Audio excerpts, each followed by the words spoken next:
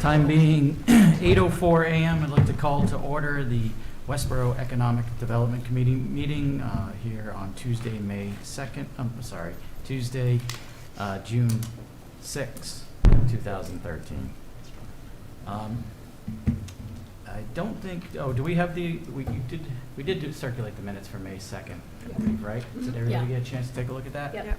Any questions, comments? If not, Motion to approve the minutes from May 2nd. Motion to approve that.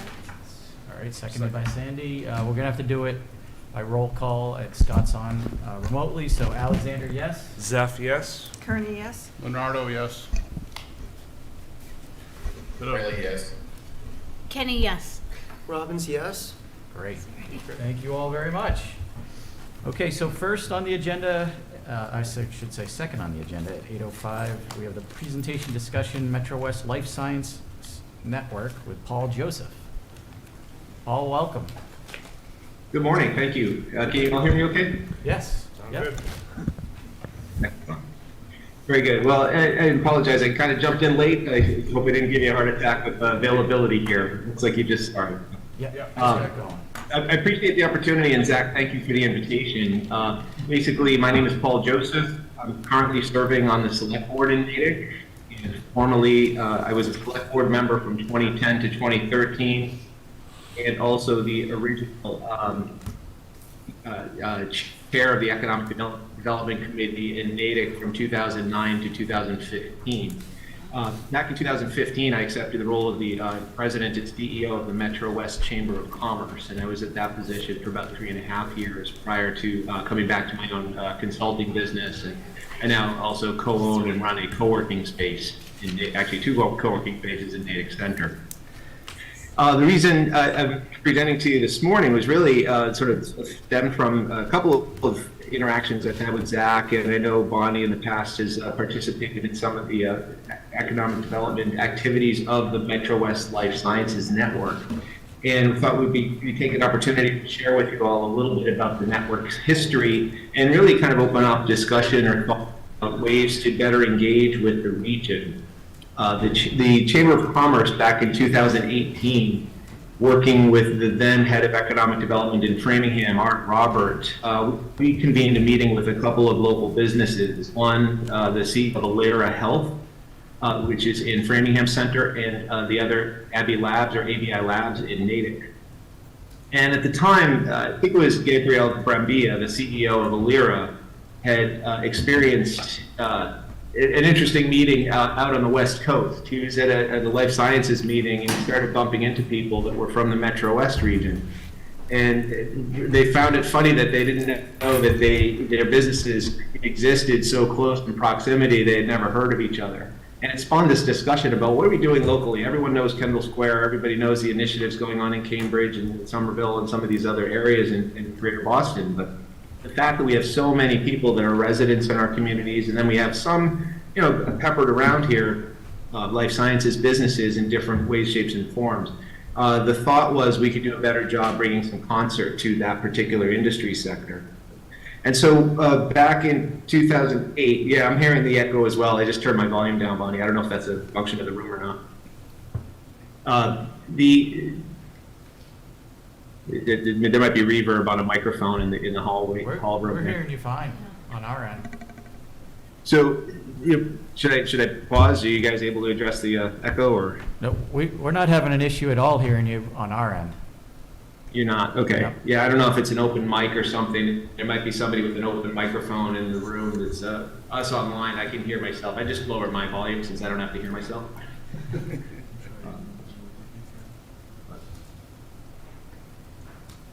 I'll keep going. I don't know if that's it's something to be remedied or not. But should I keep moving? Yes. He's trying to fix it, I think. He's working on something. So basically, in 2018, we had convened a meeting, and at the time, we thought it would be a great chance for us to bring people together into a function, and we found that the Bio Conference, which coincidentally obviously is going on right now this week in Boston, it alternates between the West Coast and the East Coast each year. And Bio that year was coming out, and we thought it would be interesting if we could take advantage of the fact that we had an international crowd convening on Boston And we put together a bus tour and invited people the day after the conference to come out to the Metro West. And for that initial convening, we had people out to ABI Labs. They did a tour of the incubator there, and we took them to Genzyme in Framingham as well to showcase the expansion that at the time Genzyme had put in, and Sanofi now had put into their expansion at New York Ave. And the goal really of creating this network was threefold. One was we wanted to bring opportunities to the region, and truly on a regional basis. This started as a Framingham-Natick sort of discussion, but very quickly, and in my role as the chamber, I felt strongly that this needed to go broad. So we wanted the involvement of the 495 partnership. We wanted to bring in all of the community professionals that are focused on economic development, because from my perspective, we have this great opportunity to bring the tide up and bring all boats up, so to speak. And so when we first started talking about creating this network, the idea was to create truly an open network where members would have access to the database. It would be open to everyone in terms of prospecting for each individual community. We'd probably focus with the contribution of private sector on events and educational types of programs. And so the Chamber of Commerce started this really as a program of the Chamber, but the goal was to eventually spin it out into its own private nonprofit entity, which has happened in the past year.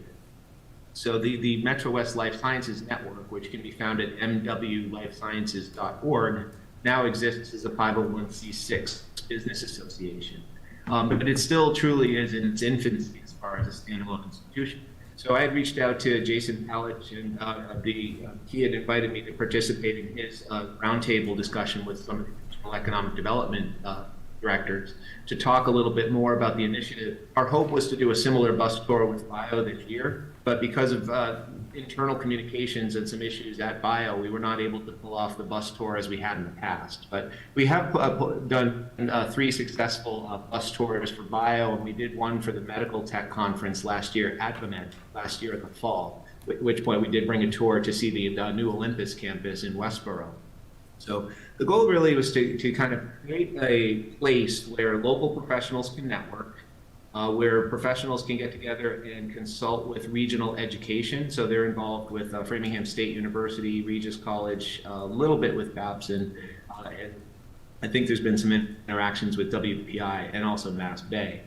But the idea is that we're trying to give private sector educators educators insight into private sector demands. What do they need from the education for life sciences preparation, whether it's lab technicians all the way up to scientists. And then in addition to the social aspect, the networking, we wanted to focus on economic development.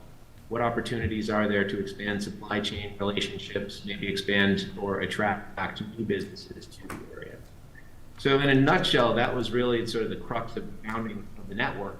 And the hope moving forward, and as I mentioned to Zach, as far as the institution, the nonprofit entity itself, we're really just now at the beginning stages of trying to determine who the how the board of directors should be comprised. I feel strongly that we should have a direct conduit that's an economic development representation for the region, whether that's through the 495 partnership directly or a rotation of the town's economic development professionals, something like that. But we're truly still in the formative stages of governance for this. And I think coming out of COVID especially, we're, I think, open to new ideas in terms of how to better position it to support what you're trying to do as a town, what we're all trying to do as the Metro West region.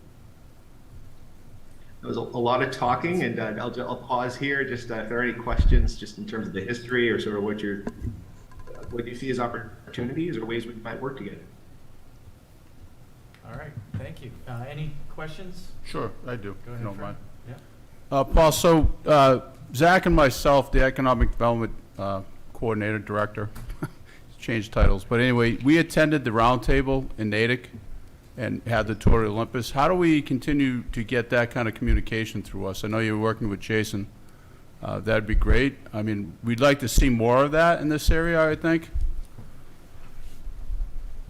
Do you guys have a mailing list? And Absolutely. things like that? I think that's. Go ahead. Yep. Yeah, no, I think we do. We have a membership list. I think the issue for us right now is the custodianship of that. You know, the goal, to be honest with you, and this came up during the discussion with Jason at the time, was, you know, my concern is it's been very heavily focused on the private sector networking to date. And I think one of the things I'm trying to do is bring those other entities along into this idea of how to better support economic development, right? So in terms of getting on a distribution list, I think you're already listed as members. If you wanted to do a mailing or do anything to outreach to certain companies, I think that list is available. Right now, through ABI Labs, they've had an intern that's been doing it. So one of our, I think, shortcomings is we don't have full-time focus on this. It's all volunteer driven and it's jumped around a little bit through COVID. But simple answer is yes, there is a database there. As far as activities, being on the mailing list should have gotten information about, like for example, ABI Labs just hosted a networking event. They had a pickleball outing with a food truck targeting younger professionals in life sciences. I see that as an opportunity for one of your local employers, Olympus or whomever, could invite folks and do something on a social basis, letting our chair of events know that Westborough wants to host something and then working maybe together to do something, as one example. Sure. Are you on that mailing list? Do you know? I don't know that I we just are. signed you up, Fred, so if you weren't, you should be now. Yeah, Paul, I would just, not to step on Jason's toes, I would just circle him in on you know, how we coordinate that. We have a very good working relationship with 9495 partnership, so I don't want to move outside of that relationship if I'm saying that right, Zach. I mean, certainly pipe in if you look at it a different way.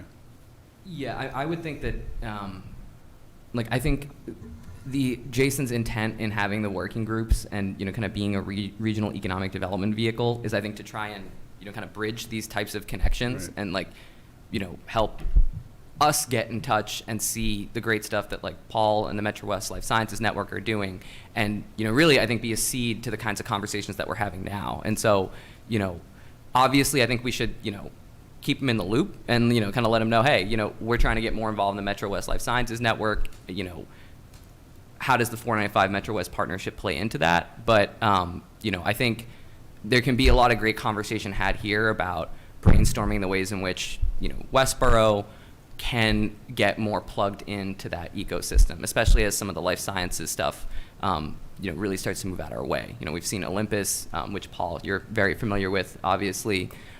We also have a innovation campus that's been permitted by our planning board for, I think, just under 700,000, 660,000 square feet of life sciences space. So we're really interested in getting, I think, more involved in that ecosystem and trying to build partnerships. I think the private sector networking piece is really helpful as well for a municipality, so that we can start to build and cultivate those relationships, you know, with the people that build, develop, and plan this type of work, you know, kind of earlier on in the process. But yeah, so that's a long way of saying that I think Jason would be supportive, but I still think we should keep him in the loop. So is the goal of the network for just awareness, or is it to build and attract more businesses out this way? What's the mission of the network? It's a good question. If you asked us in 2018, absolutely attract and retain and develop the ecosystem that we've got here. I would say the current focus is still that, but I think lacking what I consider a robust engagement with the region, we haven't fulfilled that goal in terms of, you know, being part of our mission. As I said, I think, like a lot of these things, it basically started with a bunch of private sector donors throwing money in and creating this thing. So it's because of that, their ROI is basically socializing selfishly, you know, and I mean that in the, you know, the truest sense. You know, they want to get their return on investment. So this is about bringing employees, prospective tenants to the labs, and prospective clients. Because of that, that's part of why I felt the need to reach out to Jason and kind of hit each of your municipalities at once. I do think now is a moment we have an opportunity to make good on that intention about regional economic development. Bluntly, that was one of my biggest frustrations at the Chamber of Commerce. You know, I came into that job hoping to be more of a regional partner and bring some what I consider redundancies together to collaborate.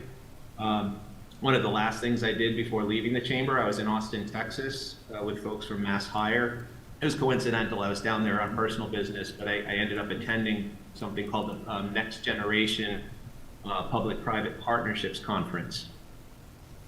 And at the time, what we learned at that two-day conference, there were a lot of people from regional economic development organizations, from chambers of commerce and private sector. And this is a nonprofit that basically focuses on how do you build better public-private partnerships? What is working around the country? And what really struck me was how it emphasized the what I'll consider the balkanized way we do things in the Northeast compared to the rest of the country. You know, county management collaboration is sort of the norm. Whereas here, it was always frustrating to me that Metro West had a redo, we had 4 regional chambers, we have every municipality with its own small chamber or business association with a lot of redundancy. And so when it comes to life sciences and building that ecosystem, I think the bridge here is to say, okay, well, what are Westborough's competitive strengths? How can they complement Marlborough's? How can they complement the Natick's? And in some cases, we're going to compete, obviously, when it comes down to specific tenancy. But, you know, knowing that you've got that innovation center coming online, we all benefit from that. It's important that we establish this strength between Cambridge and Worcester in the life sciences space. So what I'd like to see happen is, frankly, as we go through, and we haven't had it yet, we're having a planning discussion in July with the few of us that are currently named board members to talk about how do we want to round out the board. So I'm having this conversation with you all in advance of having it with the governance team at the network, because I want to come to that meeting prepared for, this is important for the municipalities, here's how they can help support the network, and here's what we should be doing to support them. Part of my personal mission working with these folks is to educate them of the importance of the relationship with municipal entities.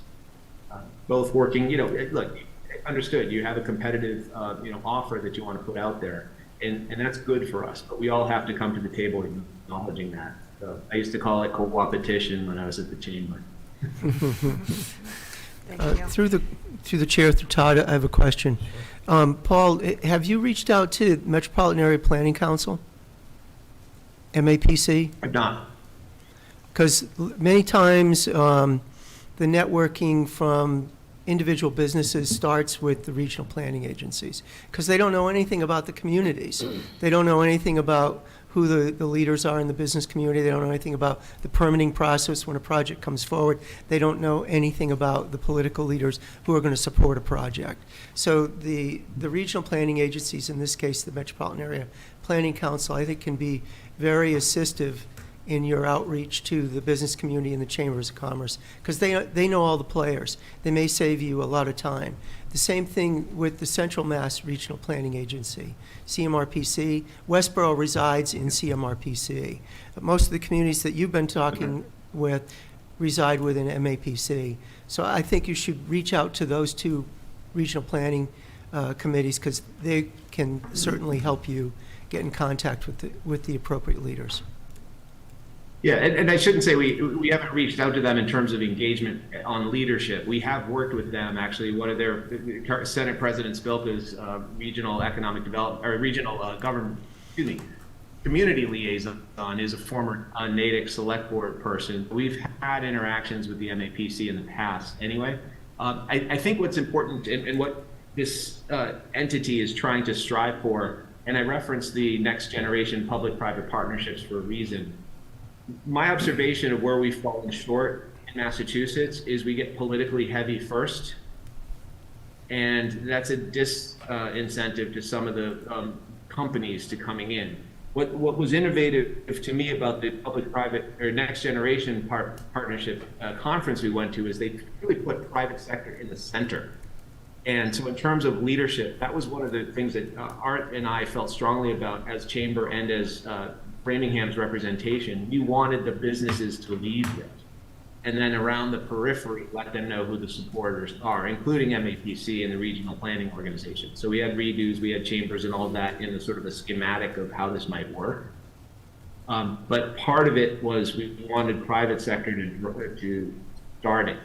And so COVID hit. I think we're sort of in this weird place right now where we're trying to come out of COVID, and right now the best thing that they could do is try to keep talent So it shifted quickly into let's do fun things to attract workers as opposed to that broader picture. So I think we'll move back in that direction, and absolutely reaching out to both of those regional planning organizations is a smart move. So thank you.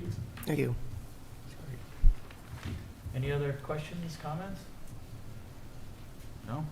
All right, this is great, Paul. We appreciate you taking the time to educate us on the organization, and we look forward to being involved with it going forward and continuing to be involved. Thank you. I appreciate it. Yeah.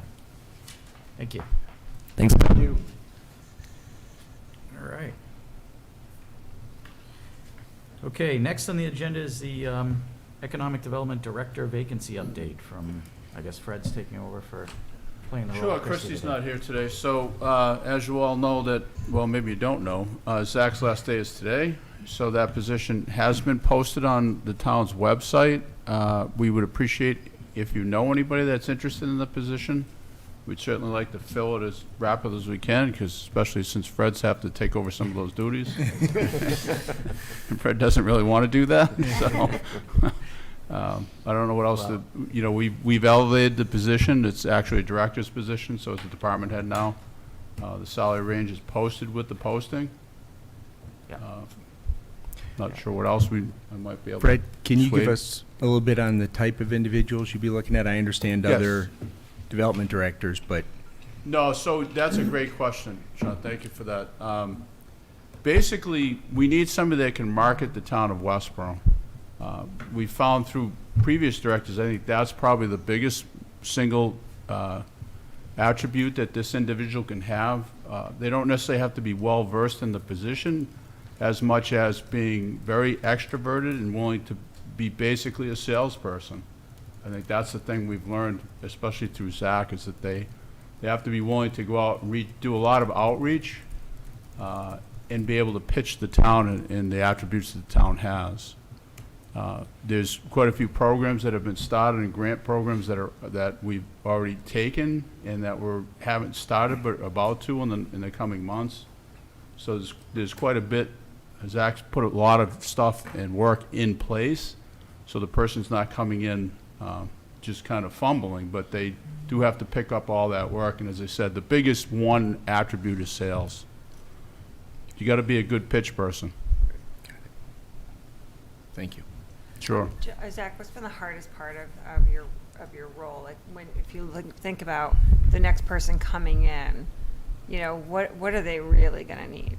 So this is, I think, part of where Fred's opinion is coming from. We've already had some conversations about the role and, you know, what kind of profile the town should be seeking, and, you know, kind of what I've found challenging versus easier. One of the things that I've found the most challenging is some of the more, I think, technical skills related to marketing. So, for example, you know, I designed those banners. That's something that, you know, I think I had to learn how to do, and like in the job, and it was fine. You know, I think I've learned how to do it, and I'm really proud of the work that I've done here from like a design standpoint. But I think it would be helpful, or like, you know, that's more a part of the role than I think, you know, if you'd asked me 2 years ago, I would have expected.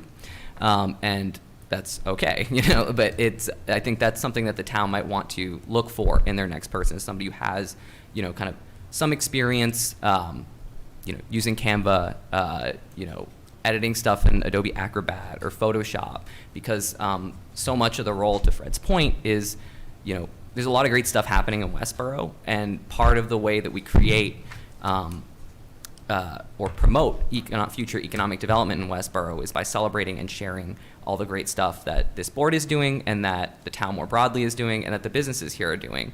And so having somebody who is, I think, elite at those skills is, to me, I think, where I think that's going to be the hardest thing to find, and so that's what I would look for. I will also add, if I may, that I did just send to everyone the LinkedIn. The town has started creating LinkedIn posts for folks to share for open positions. So I just sent you the one for the economic development position, and so if you could post that, that'd be great. Yeah. Thank you. All right, and Fred, we know you have a lot on your plate now, and if there's anything we as a committee can do to help out and, you know, alleviate some of that workload, that's what we're here I for. appreciate so. that. The biggest thing is let's find somebody new. Yeah, yeah, yeah. All right, well, Have you guys been interviewing candidates? I'm sorry? Have you been interviewing candidates? The posting just went out in the last week, so normally we'd take resumes or anybody interested for a few weeks before we'd Okay. actually get into interviewing. So the short answer is no, Okay. not yet. any other comments, thoughts? No? We're gonna miss you. Yeah. Yeah. I'll miss you guys too. Big shoes to fill, Zach. Yeah. Small man, but big shoes, I guess. You've done some amazing things in the last 2 years. Thank you. I appreciate it. Kind of like Kyrie Irving. Hopefully, I have a little more sanity than Kyrie. But yeah. All right. Next on the agenda is the downtown master plan update. Sure. So on that regard, on Friday, Christie has, with the help of several people in CMRPC, has applied for a grant specifically to program for a master plan for downtown. So it'd be similar to the overall master plan, but much more focused to the downtown area. So the town has applied for that grant. It'll be several weeks before we hear if we've gotten that money. It's about just short of $110,000 we've asked for that grant. There'd be a lot of outreach associated with that, obviously, especially for the downtown businesses. It would be similar to the LRP, but the focus would be how do we quote-unquote revitalize downtown, what specific zoning ordinances should be changed or looked at. So hopefully we'll get that grant. It'll be kind of an exciting thing for the businesses downtown. Do we use that money to hire a consultant, or, I guess, what does the 110 do? That is exactly correct, John. It's to hire a consultant to actually run through and create a master plan for downtown. Great. Any questions? Anything else? No? Sounds great. All right, thank you, Fred. Sure. Next is the pop-up project update. Yeah, so I just wanted to share a quick update on Project Pop-Up, which we're launching at 57 East Main Street, Unit 139 in Westborough. I'm not sure if I had announced this at the last meeting, but the business that we're hosting for the pop-up is going to be Higgy House Books, which is a pop-up bookstore that has a really strong presence and following in the community. It's also owned by a Westborough resident.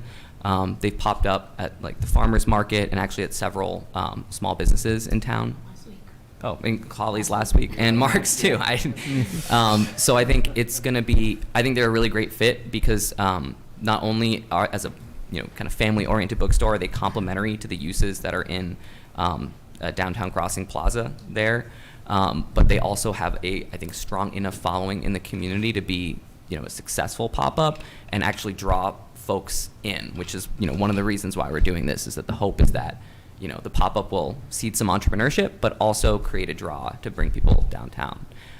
We are hoping that there will be a soft opening in the next week or so we would expect them to actually open their doors in about a week or so, and then maybe a week or two after that we would be planning kind of a more formal ribbon cutting.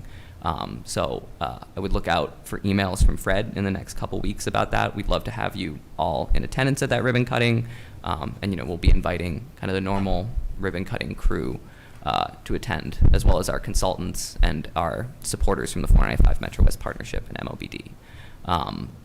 But yeah, we're really excited. Higgy House will be there for 3 months. And then the hope is that Higgy House will convert to permanent tenancy either in that location or at a similar storefront downtown. Does anyone have any questions? I think that's really smart that you chose that particular small business because she has a good following outside of town as well to bring people in, which is nice. That's awesome. Yeah, I didn't realize. I knew her because she's I've seen her around Yeah. in town several places, but it's good to know that Yeah. extending She the does a lot reach. in other, as Yeah. far as Worcester, so it's nice. She'll be bringing people, I think. Yeah. Right now we're wrapping up the permitting, the permitting and the specifically like the sign application and all that, so. Yeah, so I'll just update you. We're scheduled to do inspections today. Hopefully, if there's no major or any issues, they'd have permission to open anytime after that. I know there's some dates thrown out for ribbon cutting, the middle of June. We'll see how that goes. They'll be using temporary signs to get going because they have to go through the design review process. So it'll take a little while to get through all the procedures and process to get a permanent sign, but temporary signs would be allowed to at least get them getting rolling in the next few days, hopefully. Way back, I believe they got a sign permit approved by the design review board in the last couple of days. So I would think they're close to opening. I'll defer to Fred on any of the details on the building permit. Wayback Burgers. I do not know where they stand in the permitting process. I think they still have to do quite a bit of work in the Yeah. facility. They haven't done anything. Yeah. It's the exact same as when we Yeah. gave them the money Yeah, I 6 think months that- ago. I know his permits were in. Well, we actually haven't given them the money yet because Okay, they yeah, but they were haven't here bought 6 the months equipment ago, yeah, that we. But they were at least 6 or 8 months ago they were here, I would think. I don't think they've actually started any work, Yeah, I though, don't she think said. they've So done anything. they have to put in a full kitchen. Yeah, some of the slow Uh-huh. was the grease trap. Yes. And That's been I finally know Mark's resolved, to not my here, knowledge. but the town engineer. I'll play the role of Mark. I don't want a grease trap. But this was another example, though, of the town engineer working with the Yeah, it tenant and willing to try an alternative Yeah, solution. there that was an alternative on yeah. that, so that, kudos to the Yeah. town engineering department on that. Absolutely. It did take some time to get it settled, but Right. that's been resolved. I don't think that's the hangup anymore. Yeah, I don't believe that is the hangup anymore.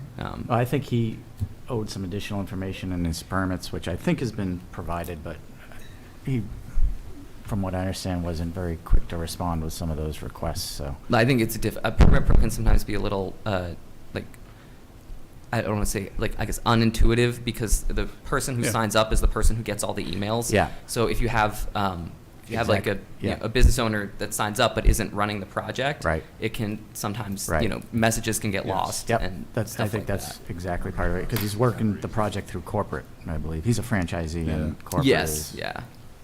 So it's managing the a project. pop-up and they're going through all of this? No, like this a- is. That's way back. We transitioned I to doing. know, I said the yeah. same thing, Sandy. We jumped This off the is pop-up. way The back pop-up- burgers. Sorry, way back, okay. Yeah, the pop-up just needs the change occupant permit, which is pretty easy usually, and a sign permit, which is the harder piece because you need to go through the design review process downtown.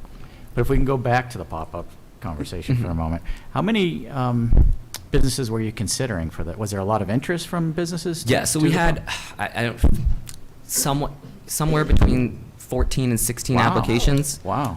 Especially considering we only had the application live for maybe like 2 weeks.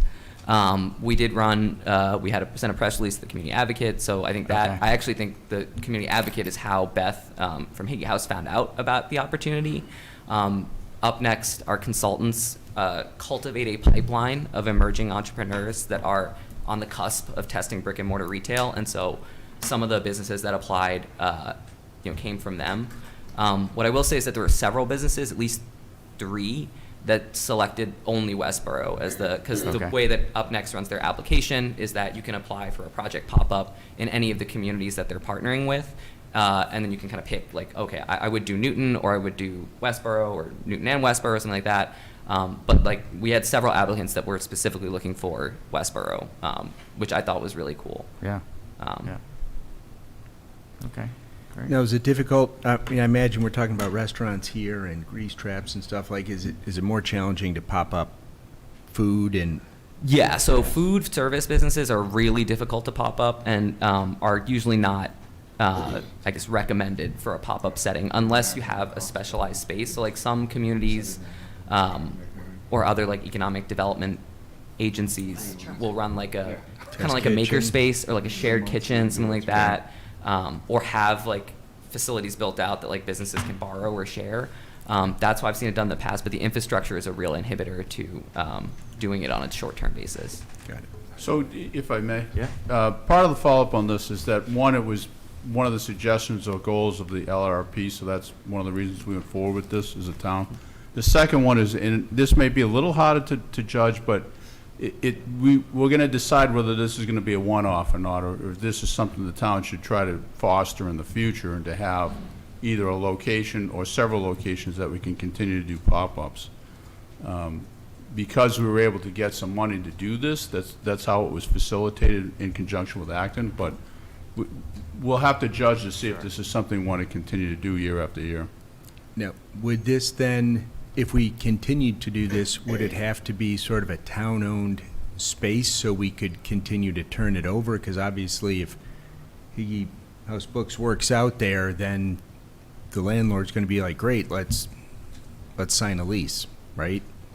Well, so that's an excellent question. I guess we don't know. We'd have to first determine if it's something we want to do from a town standpoint, and then how would we do that? Okay. And how would we make it financially feasible?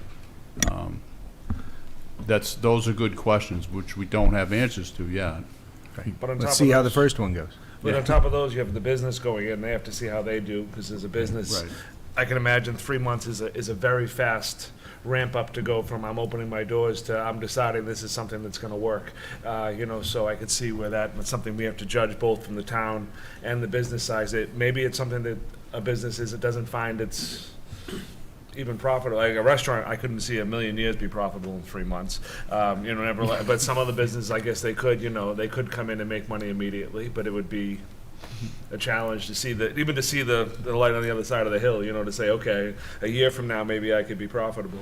Because you put so much into to an opening. I don't know how much money came out of her pocket, but I know when we opened our store, a lot of money came out of our pocket for painting and all the things that go into your business that you don't think about, that all the little printers and computers and all the things you need, POS systems that all cost tons of startup money. So, Well, that's part of it, is that they are partially subsidized through the grant. right, so it helps. But That's the whole idea of that, and then becomes a proof of concept for them. so we try it out and see what 3 months may be too short a period of time, and we don't know.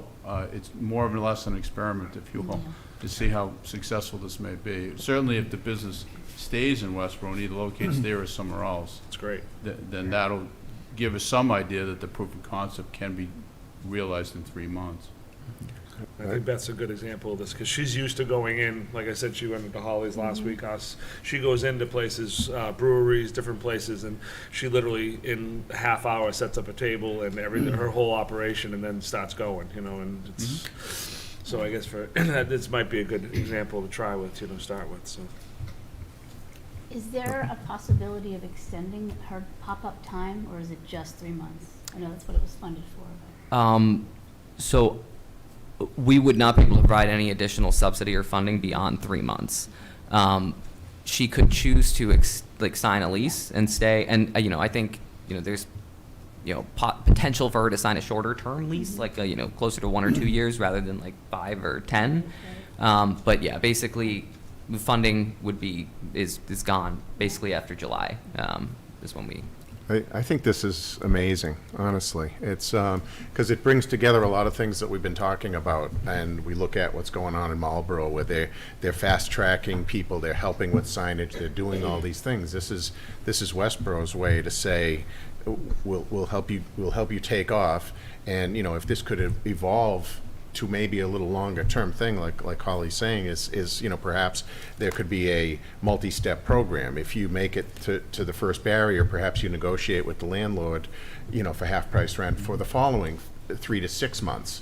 Sure. And then, everybody wins, because vacant spots are getting built. We have PR opportunities to talk about how business friendly the town is. It's, perhaps there's additional funding out there that it could be a multi-step thing, subsidy for the first 3 months, half subsidy for the next 3 months, landlord subsidy for the next 3, and before you know it, you've got 1, 2, 3, 4 businesses coming online a year, and that's amazing. I love it. Well, if I may, I will say that one of the one of the problems we see, especially with small business, and I say this anecdotally, just what I've experienced since I've been with Westborough, is that a lot of times our landlords want a longer-term lease. So for a small company to invest for 3 to 5 year lease, and oftentimes we try to forewarn them that, look, once you get locked into 3 or 5 years, that may be a long time that you can't afford to to survive for that length of time. And it becomes a major hurdle for a lot of the small businesses that don't have that kind of financing right out of the gate. Absolutely. You know, another thing too is to engage, I think it's right that this particular business is set up for, you know, quick start and so forth. But, True. you know, I was reminiscing with Kate Donahue 2 months ago, and we were talking about when the Westborough Shopping Center opened so many years ago, 35 years ago, whatever it is. There was a questionnaire that went out to the public. It actually went in the Community Advocate, and it was, what would you like to see? And it was, you know, and I was talking to Gene Colangelo recently, just reminiscing with him about it. He says, you know, that's how the Ruth Gordon flick came about. It was because the residents all, and now we're still seeing that now, people want a theater. But to know what the residents want, use that as a springboard into what businesses we could help subsidize, I think is great. And then again, another wonderful PR opportunity to see how responsive Westborough is and business friendly. So with these folks who are, say, into 3 to 5 year leases, and then something comes up and they realize that they've taken on a little bit more than they should have, typically they can then try and sublet that space to somebody else, correct? Like, could we try to facilitate in pop-ups into those spaces where it's, hey, I've got 2 years left on my lease, you know, I can't afford it. You know, I mean, It sounds I like guess we're engaging just sort of the landlord. spitballing here, but. Well, so I can add a little bit to that. I think especially the most challenging piece of this project has been finding the right space. You'd think it would be finding the right brand. I thought that it was going to be that too, but this type of space that's suitable for somebody to, you know, kind of move in and, like, you know, either put some paint on the walls and put some shelves out and then move out in a couple of months is pretty difficult to find, because those are usually the types of spaces that you know, people are walking into and they're like, wow, this is move-in ready, I'm going to lease this today. You know, the spaces that are out there I think are, and we got I think really lucky with this space, but they we actually looked at 2 spaces, for example, in that building. The other space was formerly Scoop and Bites, and it had been vacant for a couple of months. And then we looked at this space. But Scoops and Bites, just the way it was laid out and where the walls were, it wouldn't have been super conducive to, you know, retail or, you know, like a service other than food, or than, like, you know. A back room, not front room. Right, exactly. And so, you know, that ruled that space out, and there were several other spaces that we had to rule out for similar, you know, concerns with layout, because we really, like, to make this successful, you want the space to be, I guess, an enabling factor for the business, rather than something that, oh, okay, this isn't the perfect space, so I have to, like, work around it. Right. And then any kind of modification to the, like, we even looked at, this space has some interior windows, so there's, like, a room which I think Higgy House would use as, like, a reading room. You know, we looked into taking out the windows, and it would have cost thousands of dollars, which for a pop-up doesn't, it's not the kind of investment that makes sense. For a longer-term project, and Dave, I heard you mention Marlborough, they are also, the 2 redo projects that were funded in our region was ours and Marlborough, and they're both pop-up projects. And what Marlborough is doing is, I think, something that we can look to as a model in the future if this pilot works out. And I have their, like, you know, application and some of their plans for what they are doing. They launched it, I think, a couple of weeks ago. Yeah. But they're doing more of like a, like, I think they really kind of, like, I don't want to say built their own structure, but they're kind of creating their own space that's, like, municipally owned and operated, and you know, that kind of, like, houses multiple pop-ups in their downtown area. And, you know, I think if this is something that we want to do again, or do on a long-term basis, you know, I think the first person I would call would be Meredith and Lindsay at MEDC, and see, you know, what their guidance is on that. The last thing that I will add, because I know I've said a lot, but a lot's also been said to react to, is the one concern that I would have about, like, or just something to keep an eye on in the future for a future program is I think one of the things that's going to make this piece successful is that it really is kind of an incubator concept. Part of the reason why we have the consultants working with us is not just to help us find a space in the business, but they actually are providing them with guidance and, like, coaching and training on brick and mortar retail. So as I'm sure some of you know, starting out in brick and mortar retail is not, always, intuitive, and it's not always easy to figure out. And so one of the things that I think makes this type of program successful is you're not just giving the business the space and some money, you're giving them the space, some money, and the coaching to help them succeed. There are other ways we could do that. Like, maybe in the future, if we were to do our own pop-up, we require that all the businesses have to go to Worcester Score like once every 2 weeks or something like that. So there's definitely ways it can work, but that's just something that I wanted to call out and flag as important, to the program. It's brilliant.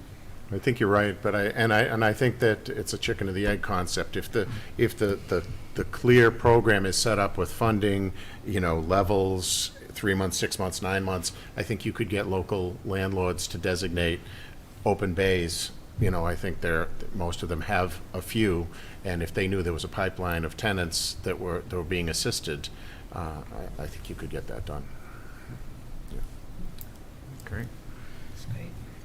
Any other questions, comments? It's a great program. It's fantastic. Thank you, Zach. All right. Next is the Small Business Recovery Grant Program update. Yeah, so I think this is the first time that we're bringing an update to the EDC on this program. As you may recall, we received an ARPA allocation to run a working capital grant program by providing direct assistance to businesses that were most impacted negatively by the COVID-19 pandemic. For several months now, I've been working on trying to see examples of what's out there from other municipalities, trying to build program overview, eligibility requirements that work for Westborough, an application. And so I think Fred and I are finally on the precipice of being able to launch that program. So we've created a draft program overview, eligibility requirements, application, a grant agreement, and I'll go over the details with you in just a minute, but that's kind of where we're at. Those documents are now with Town Council being reviewed.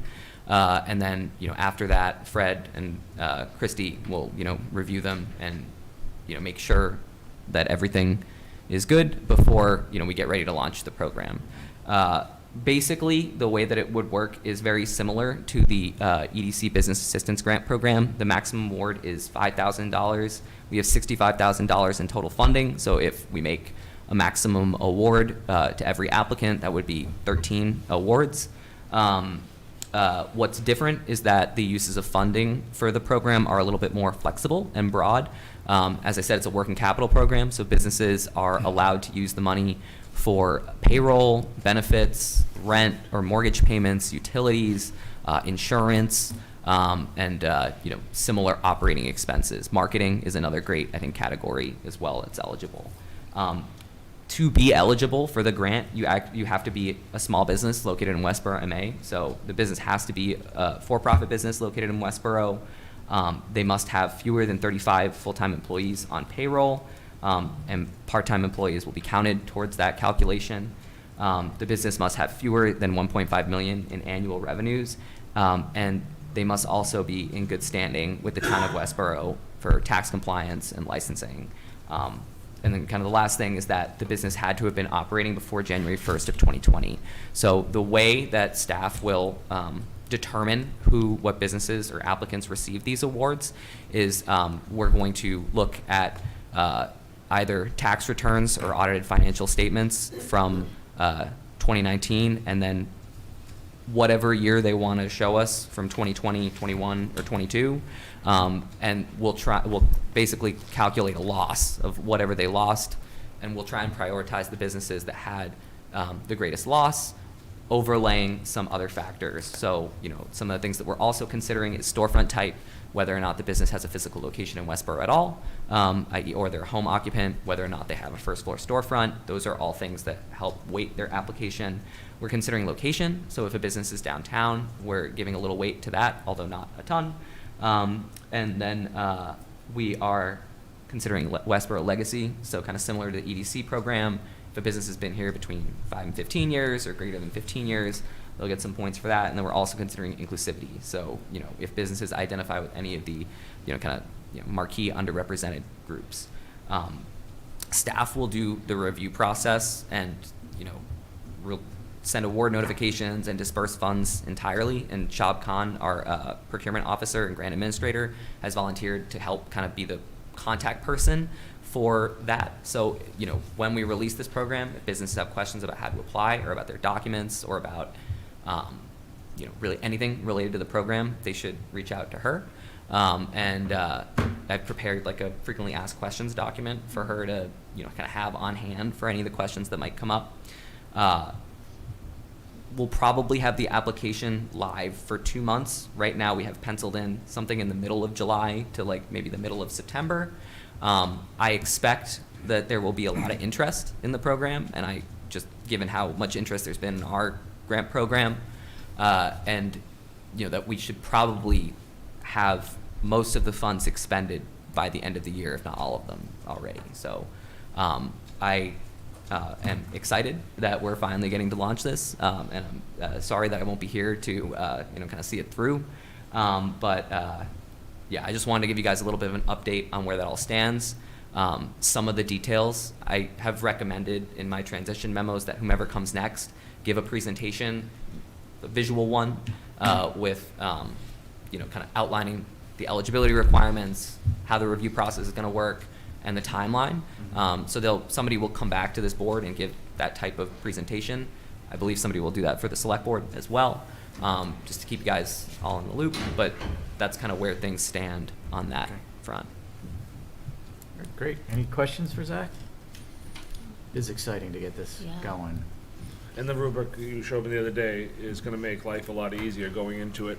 Unlike when we sat here with 40 applications trying to figure out how we're going to give this money out, the rubric is going to allow you to kind of give someone a better concept of, or us to a better concept. Are they going to be able to get this award, or you're really low on the chain? So don't, you know, I wouldn't hang your hat on getting this. I think that makes it a lot easier for businesses to know, should I invest my time to fill the paperwork out and go to these meetings, or is it really not worth it for me for whatever reason? And the rubric makes it, at least gives us a jumping point, you know, I guess.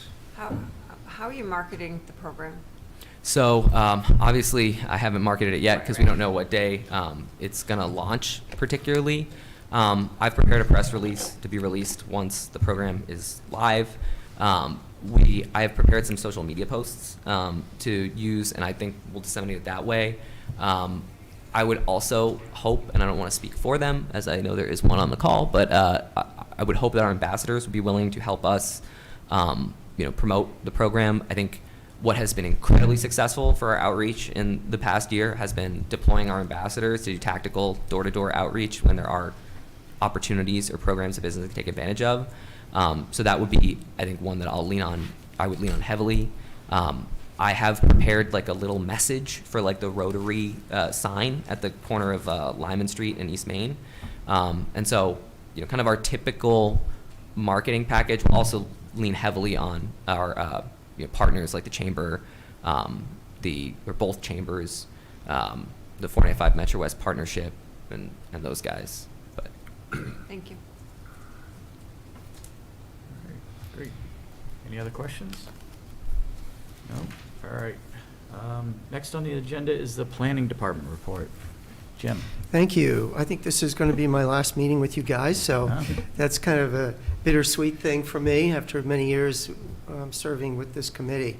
I understand that the offer that was made to my successor has been accepted, so you'll have someone new sitting in my chair hopefully next month. I'm not sure what her starting date will be. I think it's July 5th. July 5th, and is that actually the date of your next meeting? no, it's the 11th. I think Back a week. Oh, yeah. because of the holiday. Because of the Yeah. holiday, Of bumped course. a week, I think, yeah. So that's a good thing. As far as, so yay, we have a new plan. Yay, that's a good thing. Yay for you, Jim. Yeah, yay for me, I Jim can can finally really retire, yeah. retire. So also, a couple project updates. Bay State Commons, the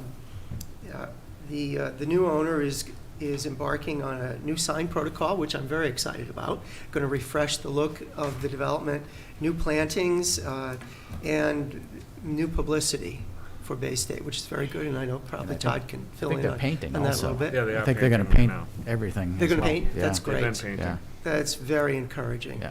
and maybe they will exercise some of the privileges that we're giving them for signage going forward. So I think the town should be very excited to be working with the Grossmans. I think they'll do a great job. Absolutely. Also, there's going to be some possible changes in zoning going forward. I won't be involved with them, which is a good thing. Not my favorite thing to do, to go to town meeting and try to persuade hundreds of people that they should vote my way. But I think that the new direction of the planning board with a new planner and the master plan, the initiatives that have been laid out over the last couple of years in the master plan, which are taking shape that you're seeing now with the downtown master plan, I think that's going to be very exciting. And this group will be heavily involved in that. You may recall that when we did the master plan, we held a small group seminar. There were a couple groups that were held over at the credit union, Central One Credit Union. I know that some of you, Dave, I think you participated in one of those groups. There'll probably be something like that goes on again, where the business community will be reached out to directly to get feedback on what's worked, what hasn't worked, new directions for the town, what you'd like to see, what you would discourage. Hopefully that'll impact the permitting process and the relationship with government with the private sector going forward. So I think the downtown master plan would be very exciting. So I leave you with that optimistic note. Thank you. Again, thank you. Yeah, thank you again, Jim, for all your years of service and Thank you. being a part of so many different boards. The bell's and tolling. including this one. Very good, Dave. Awesome. All right. So next on the agenda is the community development report. I know Fred had to take off, so I think. I can take it. Yeah, we don't have much. There is a Mass Econ business brunch at 10:30 today on commercial real estate trends in the region. I found these meetings to be really helpful, especially given how much this board is involved in real estate. They're just really helpful, quick. If you can make it, I'd recommend it. Cold Harbor is close, very close, is my understanding. I don't want to say anything definitively or not, but I would think that early July is very realistic for them, which will be really That's good. exciting and great for Otis Street. Exciting. It looks sharp Yeah, it's looking good from the outside. Yeah. from sidewalks. Couple other things. There's a martial arts business moving into 57 East Main Street, to the downtown plaza or downtown crossing plaza, and that's also the building where we're doing the pop-up. They're actually moving to a second floor suite that's unfinished.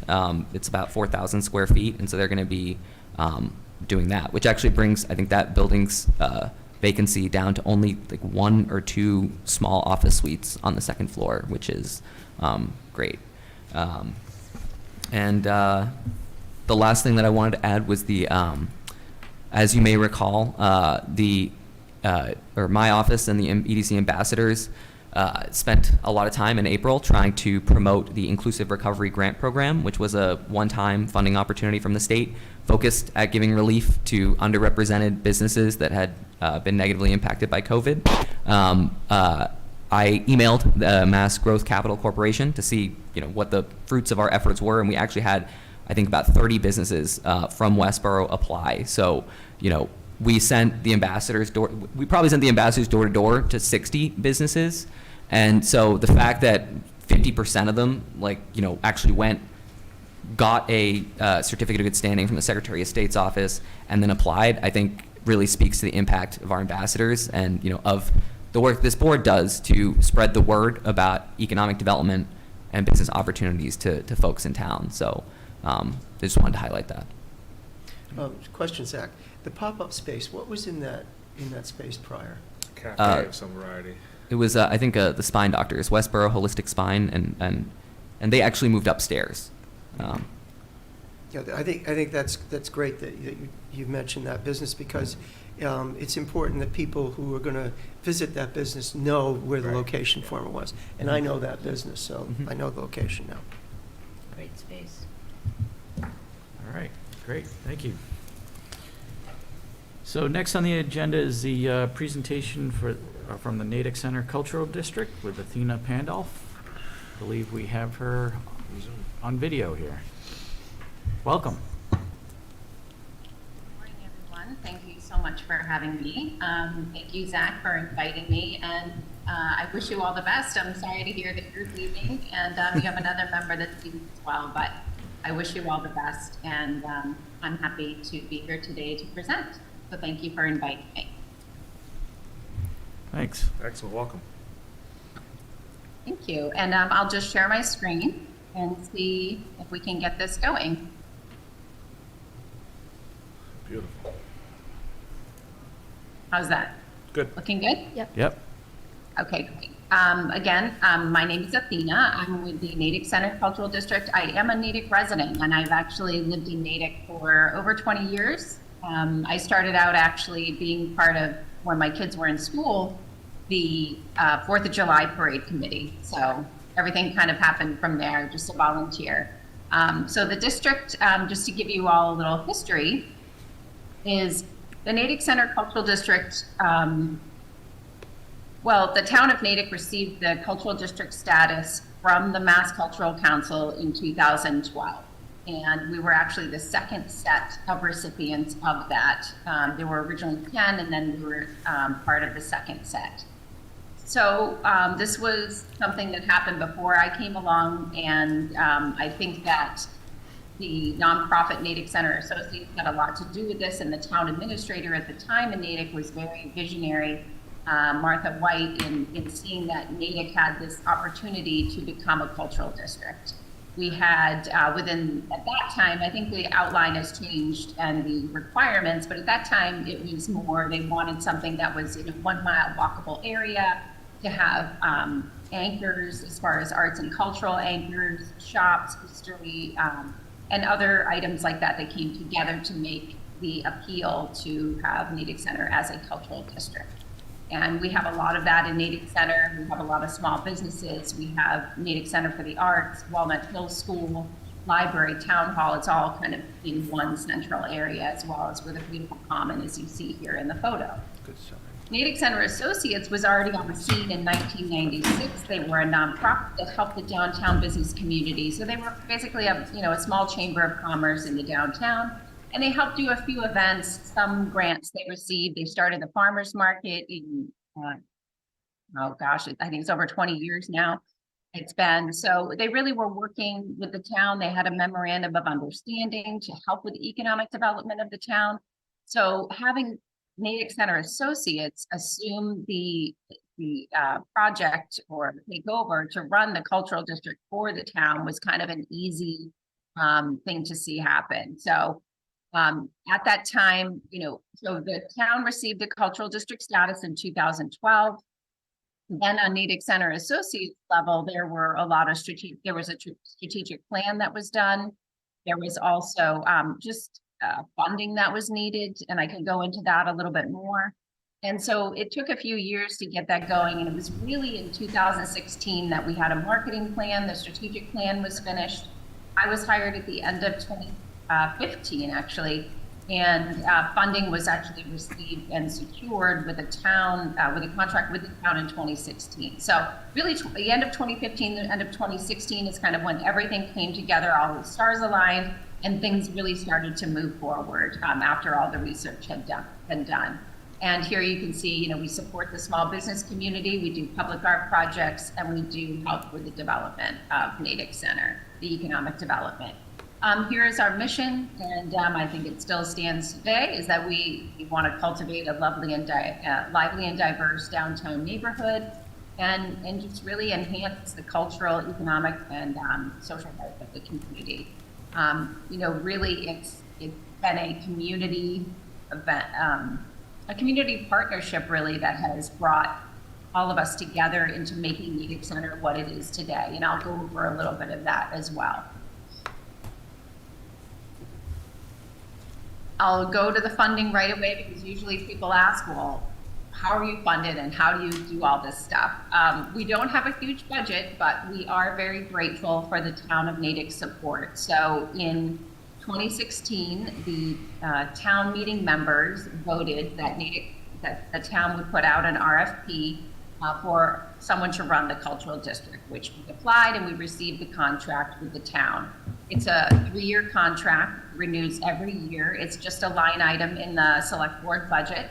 So we've been very, very grateful continue to receive this renewal of the contract. And so as of now, it started with $80,000 a year. Now it's $90,000 a year that we receive from the town. So our income also comes from the year-round farmers market that we have, which is on the common and then moves inside in the winter months, and that runs about $40K. We do offer businesses memberships to the cultural district for a very nominal fee. You can look at our website for that. And that's also a source of income for us, as well as a lot of the sponsorships from local businesses and then the grants that we receive from the Mass Cultural Council and any other grants that we apply for.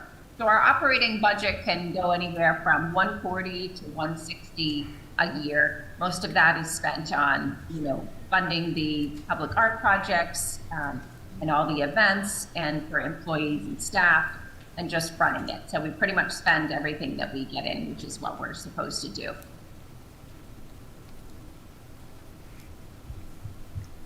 So I'll start off with public art. This is one of my favorite subjects, and you can see we've got a lot of great public art projects. We've done everything from painting electrical boxes, which is where we started, to traffic calming street art, light projection events, and you can see a few here. But really, we have a wonderful artist community that has come together and just taking these places and these items in Natick Center, from electrical boxes to industrial vents to just walls, and created this great public art world that we have. And actually on our website, which is natickcenter.org, we have a public art map that you can walk through and walk around and see a little bit about the artists, where the spaces are, and kind of cumulatively see what we've done. This is actually a great illustration of a project that I feel like sums up what the cultural district is about, at least from my perspective. During the pandemic, we had this project when we were all quarantined at home. We got together with the artists, merchants community, and other community members and came up with this project called Love 01760, that being our zip code, together while apart. And what we came up with was, we thought people could print out at home a heart on an 8.5 by 11 paper, decorated as they wanted, and then submit them to our community center, drop them off, being all careful of quarantine and all the guidelines at that time. And what we ended up doing is cutting the hearts in half and joining them with someone that they didn't know. So this was something that was revealed when we all could come out of the house. This was in July. You can see part of the pedestrian bridge covered with these hearts. And this was a wonderful way to bring people together. People made friends that they still have. People found out that they had artistic qualities or artistic talents that they didn't know they had through this project. And so I feel like, to me, this project was something that was so vitally important. It was something we were already doing, but this really brought together the community in a way that I think a cultural district can do. And people still talk about this project. I still have these hearts in my office somewhere. Some were given away, some are actually on my as decals on my window. But this was a wonderful way to bring people together. And so that's what I think cultural districts can do through arts and artists, community partners, working with the town, and working with the business community and the other cultural anchors and programs that we have. This next project was pretty amazing too. This was actually before the pandemic. It was called the Tunnel of Love, and this was done by the Library Stitchery. And they asked people to submit, and it was from all over the world that people submitted a small crocheted piece. And then they all came together, put them all together, and draped them over this pedestrian bridge as well. So this was another great way to just bring people together. And the community loved it. People were married under it. People took photos. I think Walnut Hills graduation happened at this space too. And what was great is it was up for 3 or 4 months, and then it came down, and the different pieces were donated to, I believe, an animal shelter or something like that. They were donated and recycled. They weren't just thrown away. But with both of these projects, we had people from all over the country, all over the world submitting pieces to this. So I feel like these are really important projects to show. Here's a project that is actually new. This is Art in Lights. We received some redo funding from 495 Partnership Metro West, or actually I should say the town did, And what we implemented with Luminarts was this wonderful nighttime art display that's still happening now. This was on a side of our historic building. We put up projectors across the street, and these are actually architectural elements from one of the old dance halls in this building that she took to create this moving art display, which you can actually check out on our YouTube channel, and the link is on our website. And there's actually a couple parts to this. There was also a part in my office that has some displays of art. So also through public art, through events, we've really brought the community together. We had our Holy Festival this year in May. We have Natick Nights. Juneteenth is going to start up this year, Porch Fest. So all these different events really allow the community to come together. It allows our community partners to come along and join us in that. It allows the businesses opportunities to be involved and just reach out to the community. And it brings people to Natick Center, and it creates a wonderful community atmosphere of inclusion, diversity, and equality. Here's Porch Fest, which is a huge success. Community members love it. We bring in over, I think it was 70 musicians to about 50 people's houses. We started just in Natick Center because it's more manageable, but we are expanding to other parts of Natick.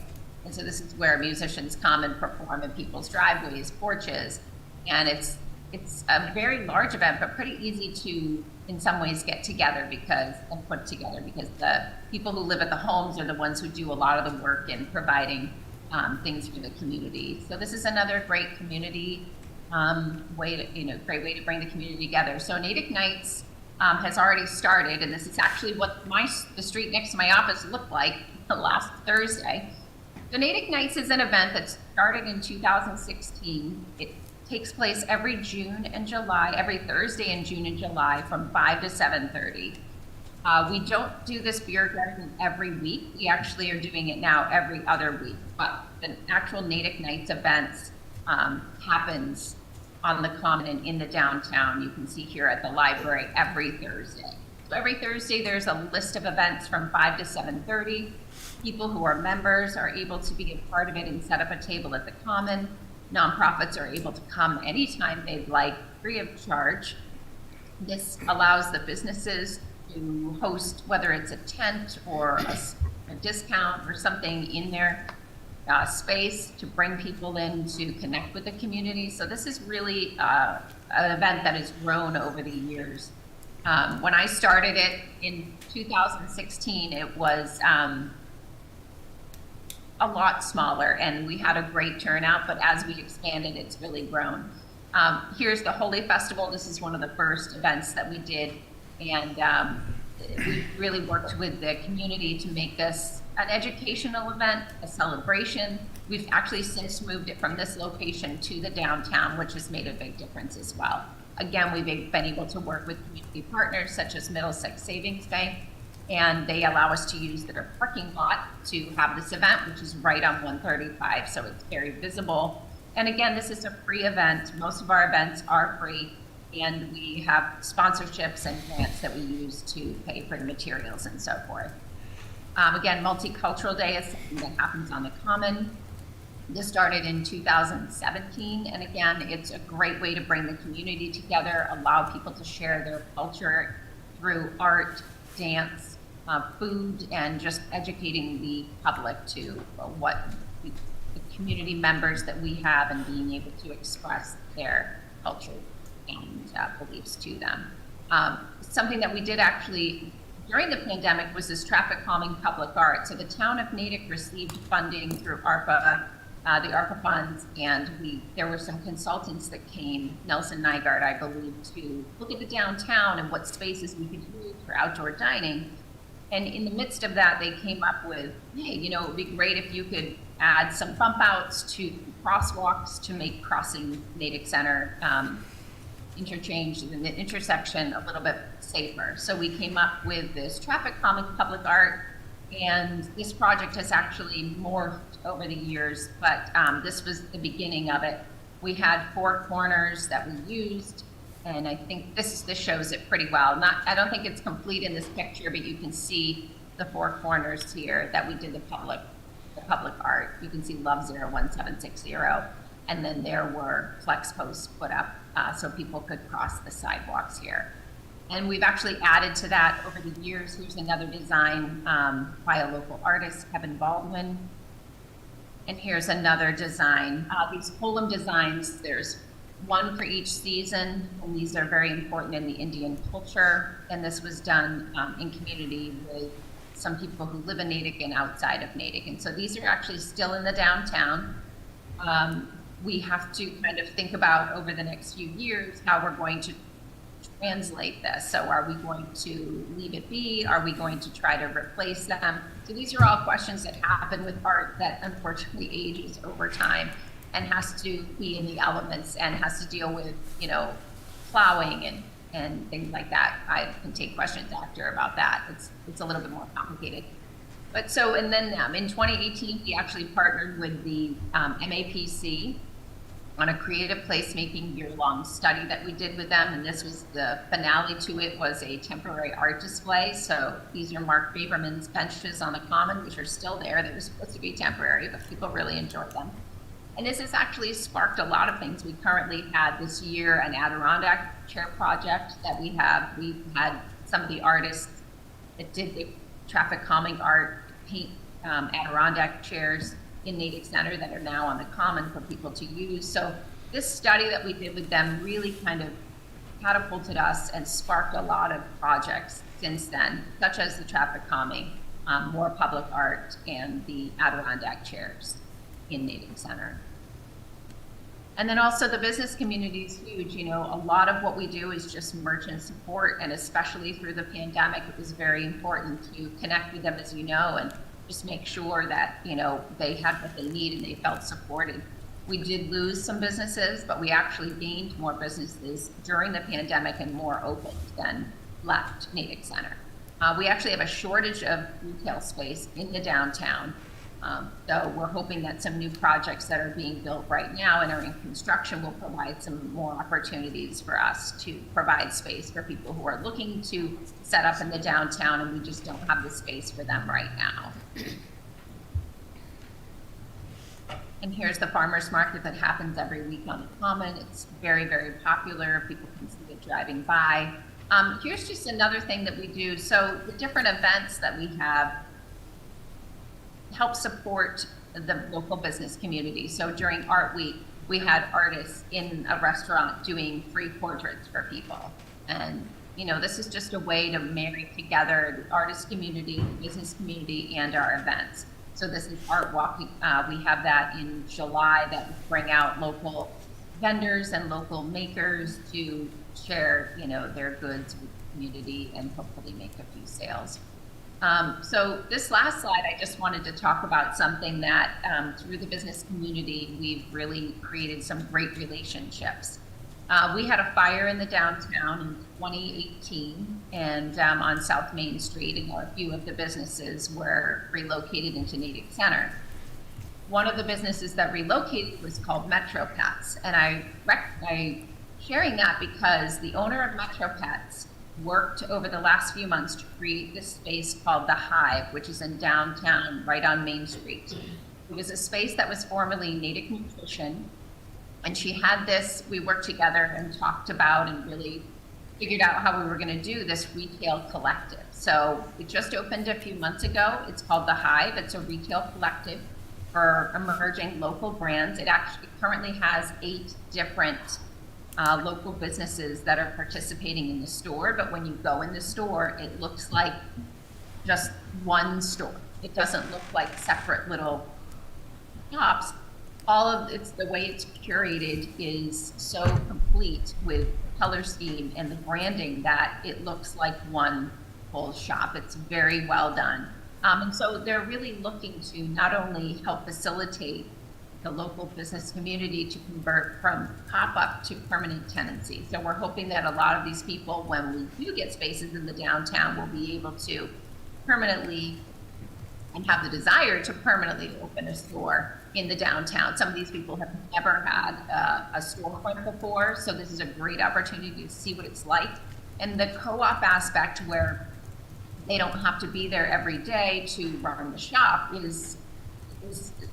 it leaves a lot of the stress for them too. And so we have seasoned merchants that are part of this currently, and then we also have new merchants that are part of this as well, so they can really train and teach and educate them in how to run a store, how to merchandise, point of sale system. So this is something we really want to help support, and we want to help this grow over time. This is a very unusual thing, at least for us. This was brand new, and it's received a lot of wonderful support from the community. And conveniently enough, when we open up Madam Street for the beer garden, their back door is right there. So it worked out really well for them too.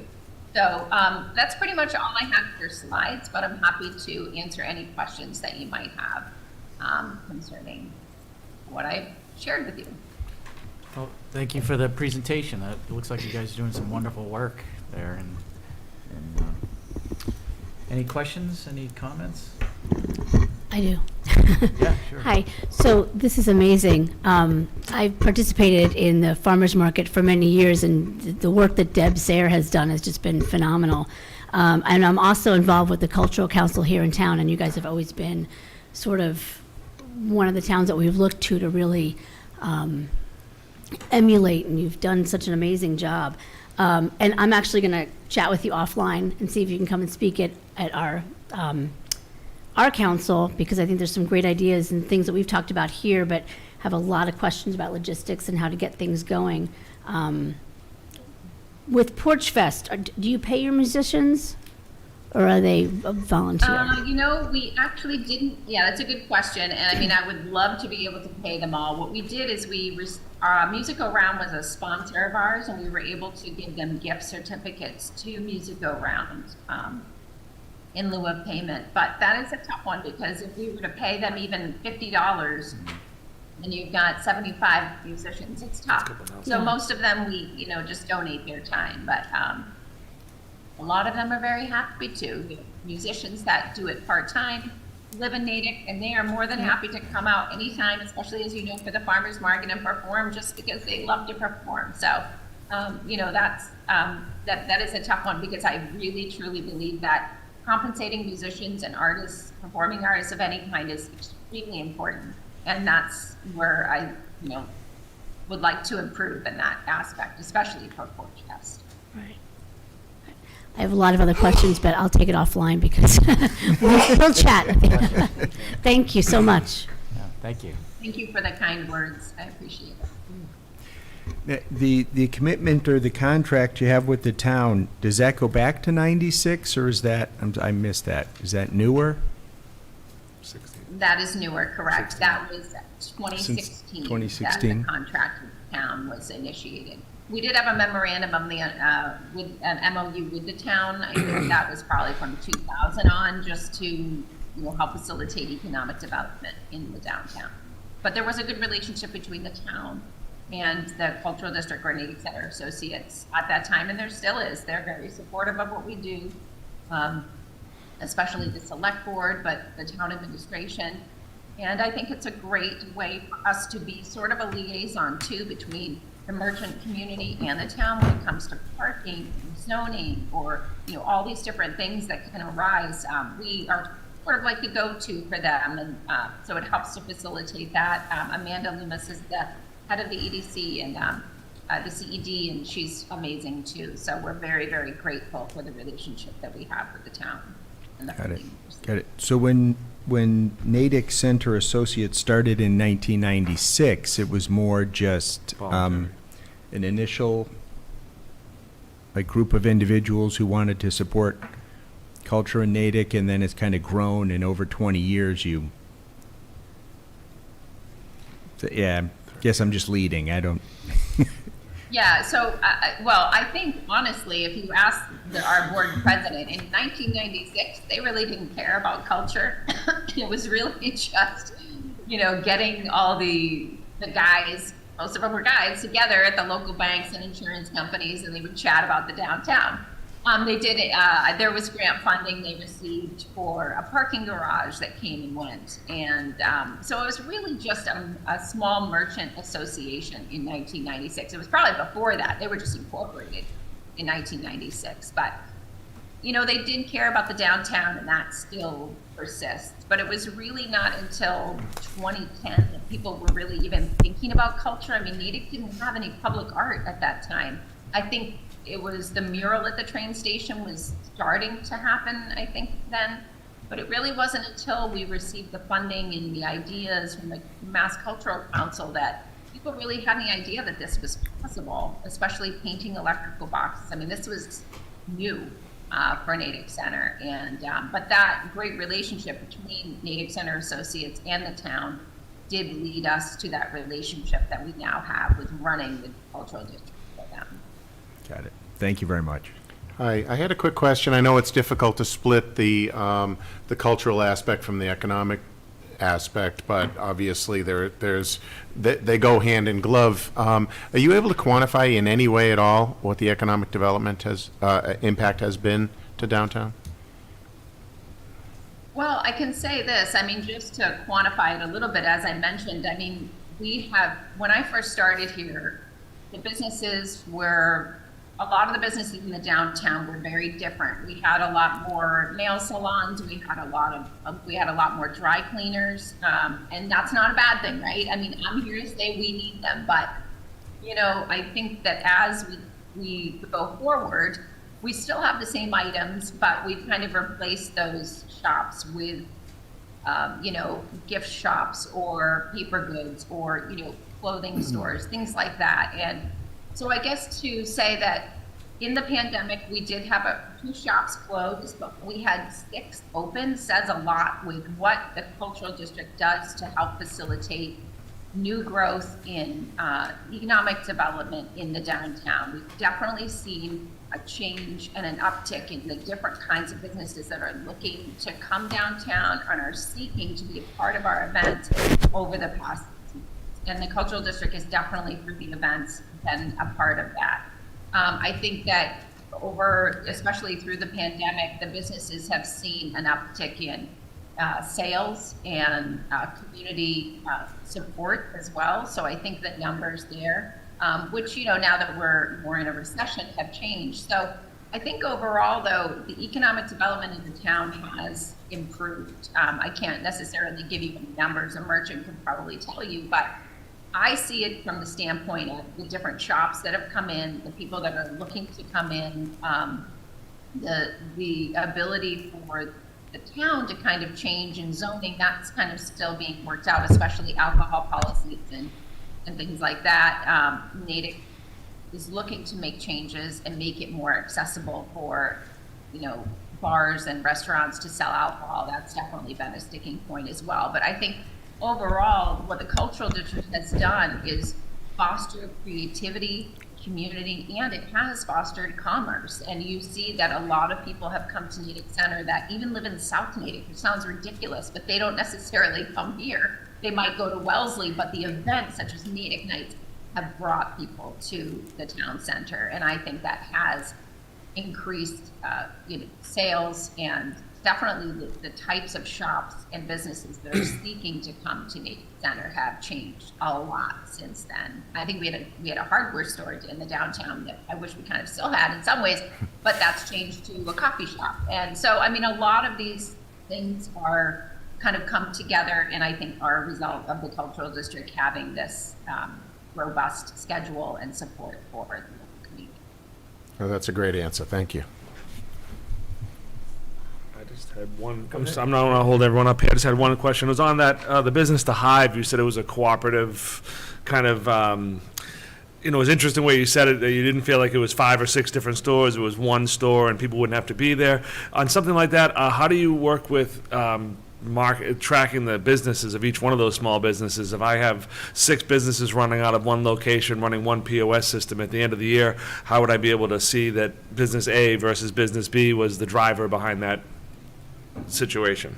Right, so I didn't set up the point of sale system, but I Okay. can tell you the mastermind that did it, Jill from Metro Pets, Jill Horton, they do have a system where they must have multiple point of sale systems, because when Yeah. you go and you purchase one thing from the chocolate person and one thing from Hedgehog Belly Designs, there are a few little, Steps.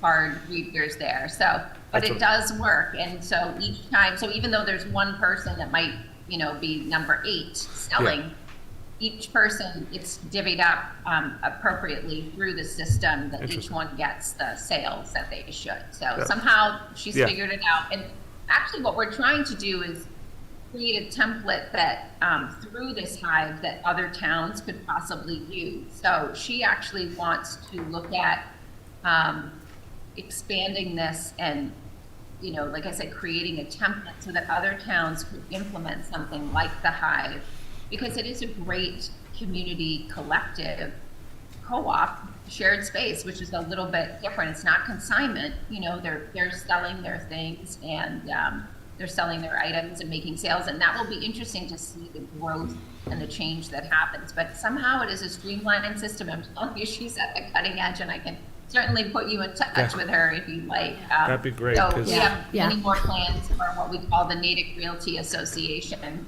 which doesn't exist. It's just something that her and I talk about all the time. Because as a small business, it is amazing to have like that kind of, to have multiple people around you, I think would make life a lot easier in some ways to get off the ground, but then tracking it and making sure that, I guess that was my biggest question, is how you get into tracking all that. But now you explain, I can reach out offline and ask the lady from the Hive directly. That'd be great. Thank you. Yeah, she's really a wealth of knowledge and has figured out how to do this. And they've really had some great nights with Natick Nights in sales. They've also opened it up to events, but they also are really focused on supporting these small businesses and educating them. And that is really the heart of the matter for her, and we are here to support her for that.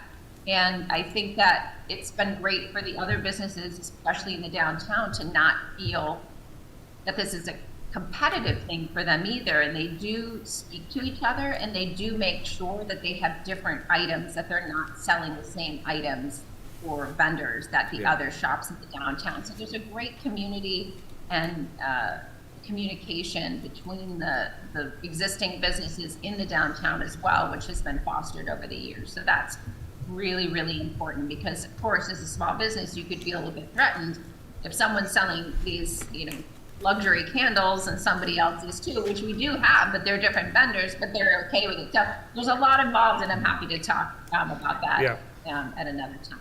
So Great. Thank you very much. for all the questions. No, thank you. I have a question through the chair. Sure. This is a great model. I think that Westborough can take cues from your presentation. I assume Zach has a copy of it. We can take a look at it. During the evenings that you have in June and July, when you close down the streets and the vendors and the restaurants serve out in the sidewalk and in the streets, what is the reaction of the surrounding residential community to that? Do they have a problem with the streets being closed down and their traffic patterns being interrupted? Is there spillover parking? All of these are things that planners like myself deal with, and we always try to talk about the benefit to the overall community, raising the visibility in the region, and it benefits our local businesses. But do the residents complain at all about that? I'm just curious. Really, for Natick Nights, we don't close many streets. So most of for let's say a normal Natick Night where we don't have the beer garden, there are no streets that are closed. So that's a good thing. That doesn't create any, we haven't heard anything except for maybe one time I had someone complain about some music that was playing, some resident, but I don't surprisingly have a lot of complaints. I'll probably get a lot now that I just said that. We don't have a lot of people complaining about it because, as you said, there aren't a lot of street closures. There have been concerns about like pedestrian safety and a lot of people crossing the street, and unfortunately with the situation with a lot of police departments, there's just not staff to help people cross the street and be there to help. So it's been very minimal, I will say. But so going to, yes, closing the street next to me for the beer garden has been interesting because we do have condos on that. So They've been actually incredibly supportive and Good. have not put up a fight with us at all about the loud music from 5 to 7:30 on Thursday nights. They did sort of have to, well, we had to work with them about parking and getting in and out of their spaces. We found them parking downtown that they could get. But overall, it's been good, and it's been very, very positive. One wrinkle as well was in the adjacent building, there are a lot of counselors. You can imagine that if they're on a Zoom call with somebody, one of their clients, they don't want to hear loud music, and so they've asked that we play acoustic until 6 o'clock. I'm not sure how it went last week because I can't say that it was extremely quiet. So, but overall, for the most part, it's been very, very positive, surprisingly, because I know exactly what you're saying. This is disruptive, but thankfully, the bank closes at 5. A lot of the businesses are happy to be a part of it, especially the restaurants. But like I said, we have had a few issues with people working in the buildings, living in the buildings, but we've been able to work that out. So overall, it's been extremely positive. That's good. That's very positive. Change is always difficult for some people, but I think overall it's very positive change. Thank you. And the community loves it. I mean, they just want more of it. So I'm the only full-time employee, so it's very difficult. I can only handle so much. So I would love to provide it. You bring beer and wine, and people want more of it. So overall, people look forward to meeting things. And I think the thing that makes it worth it for me is hearing something that I heard last week. This woman has been coming to Natick Nights before she even had children, and her little daughter is 3, and she said, "We look forward to it.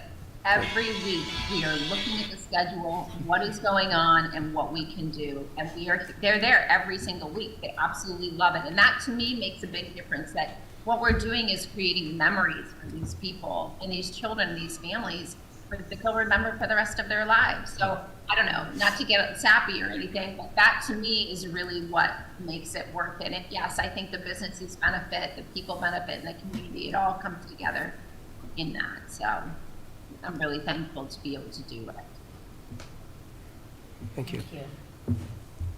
That was great. Thank you very much for your time and great presentation. We appreciate Thank it. you for And having if you me. haven't sent it to Zach pleasure, already, and I if you will send could, Zach. that would be great. Yeah. Thank you. Thank you. Thank you. Thank you. Thanks. Todd, I just wanted to mention, I don't know if I can mention something briefly. Athena was, several years ago, was the launch of our downtown beautification, because I was working at Middlesex in downtown Natick, and I loved all the flowers. So I reached out to Athena, and we arranged for Westborough's EDC, was Francisco at the time, and Bev Linane from our garden club. We went and met with Athena from Natick Downtown Associates and their garden club, and they basically shared their template. So we already have a great. partnership with Natick. And we still do that program today. Great. So It's been That's great. That's great. Yeah, Thank and you. that's another thing that we do. I didn't even mention it, was we partner with the garden club, and they facilitate the planting, the seasonal planting of the downtown planters. That's another thing, and a lot of things. So thank you, Bonnie. I'm glad to hear it's going well, and it's still Yeah. still Great going. program. Great. Thank you. Well, thank you again for having me. It's been a pleasure. I will send Zach the PDF of the presentation. And Zach, feel free to share my email. I'm happy to connect Jill also with some of the business owners that would like more information. So thank you again. Great. thanks, Thank you very Athena. much. Okay, I guess last on the agenda is any other business? Anything? Pretty quiet. No? All right, so Thank you, again, yeah, Zach. thank you, Zach and Yes, Jim. thank you, Zach. Thank Back you in both. Jim, that Thank you, corner. guys. Yeah. Nice to see you guys. Good luck with the new gig. It's a shame I'm not retiring. Jim's the. Come on, you got many years. Good luck in my hometown, bud. Former. Former hometown, yes. Exactly. All right, can I get a motion to close the meeting? Motion to adjourn? A second. All right, Alexander, yes? Zeph, yes. Bagden, yes? Kearney, yes? Keo, yes? Kenny, yes? Robbins, yes. Rayleigh, yes. All right. Thank you all very much. We'll see everybody on the 11th. July 11th is the next meeting. Have a great 4th. Thanks, everyone.